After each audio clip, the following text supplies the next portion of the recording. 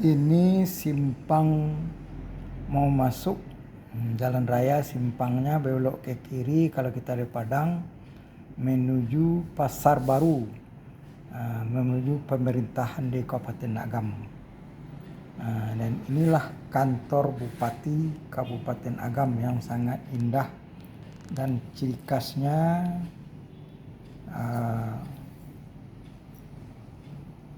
warna merah. Agam ini kalau benderanya merah.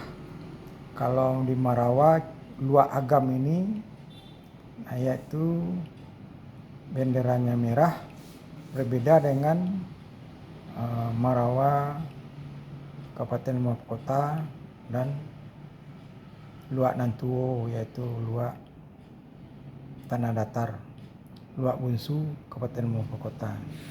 Baiklah, saya akan melanjutkan cerita mengenai sejarah Lubuk Basung.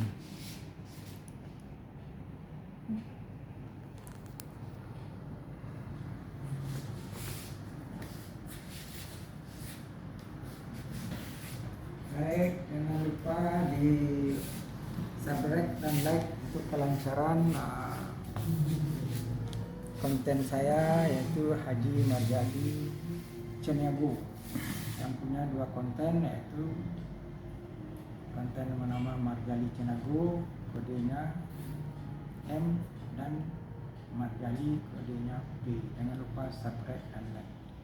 Baik, saya akan bercerita sejarah Onde Rap Deleng, Lubuk Basung dan Tiku.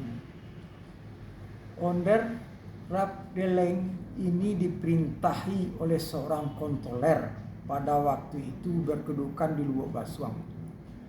Adapun daerah Onde Rap Deleng itu yaitu Kelarasan Lubuk Basung dan juga termasuk Kelarasan Tiku serta Kelarasan Dua Baleh Koto yaitu ibu nagarinya Sungai Limau, dan Kelarasan Tiga Luak yang terdiri dari luak, yaitu yang terdiri dari tiga luak, maksudnya dari Nagari Sitalang, Nagari Bawan, termasuk juga Nagari Sitanang. Sekarang Bawan menjadi kecamatan perwakilan Lubuk Basung. Kalau dulunya, sekarang menjadi kecamatan tiga Nagari. Tiap-tiap kelarasan terdiri dari beberapa kelarasan yang dikepalai oleh kepala penghulu. Adapun kepala penghulu Sitanang, Batu Kambiang, dan Sitalang itu disebut setengah laras. Sedangkan kedudukan di dalam musyawarah serta rapat-rapat sama dengan tuanku laras. Pada zamannya hari dahulu di Lubuk Basung, rapat sama dengan suatu sidang mahkamah yang boleh mengadili perkara suatu silang sengketa yang terjadi di kawasan larasnya sampai mencapai tujuannya, yaitu kepala yang besar mencapai tujuannya itu kepala yang besar-besarnya bahkan sampai pada hukuman mati.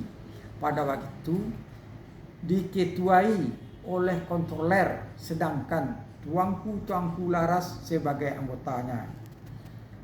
Daerah Lubuk Basung ini dijadikan Onde Rap Deleng pada tahun 1870. Sebelumnya Lubuk Basung termasuk ke dalam pemerintahan Tuan Kontroler Tiku. Kontroler yang terakhir sekali Lubuk Basung ialah Tuan Boleme, maksudnya Belanda. Sedangkan pada waktu itu nagari pesisir kebanyakan diperintahi oleh kontroler atau pesodor. Pesodor biasanya disebut pada masa itu komandor, yaitu misalnya contohnya Komandor Tiku, Pitu Piaman, atau disebut Pitu atau Prosodor. Pitu Piaman berkemungkinan sekali pada saat itu orang Belanda belum banyak keluaran sekolah kontroler. Pada waktu itu Belanda belum banyak keluaran sekolah kontroler sehingga Lubuk Basuang menjadi ibu nagari onderafdeling Lubuk Basuang dan Tuku.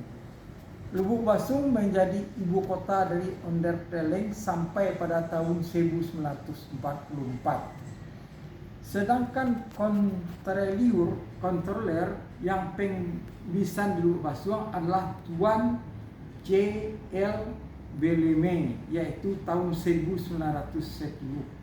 Dan kemudian Tuan kontroler Maninjau yang menjadi kepala pemerintahan Lubuk Basuang. Setelah J.L. Beleme tahun 1900, Tuan pergi, berarti Tuan Kontroler Maninjau yang menjadi kepala pemerintahan Lubuk Basuang. Di samping pemerintahan di Maninjau sendiri, Kontroler Maninjau pemerintahan Lubuk Basuang dimasukkan resor onderafdeling Maninjau sampai akhir pemerintahan Belanda itu sekitar bulan Maret tahun 1942.